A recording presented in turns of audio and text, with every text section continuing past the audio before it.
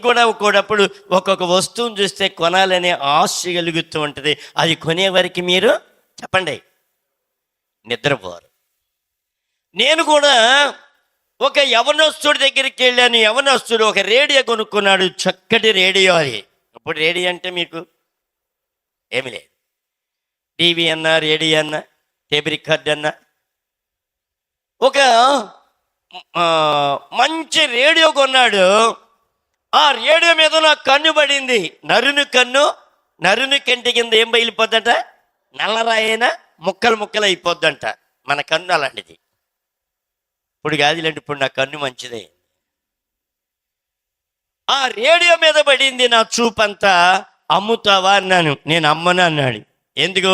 ఆ రేడియో అక్కడే ఉంటుంది, దాని స్పీకర్ ఎక్కడో తీసుకెళ్ళి తగిలిస్తాడు, చక్కగా అక్కడ వినపడుద్ది. షాపులో పెట్టాలని ఒక ఆలోచన. ఆ రేడియో నాకు అమ్మని వాడు ఎంపడబడ్డాను.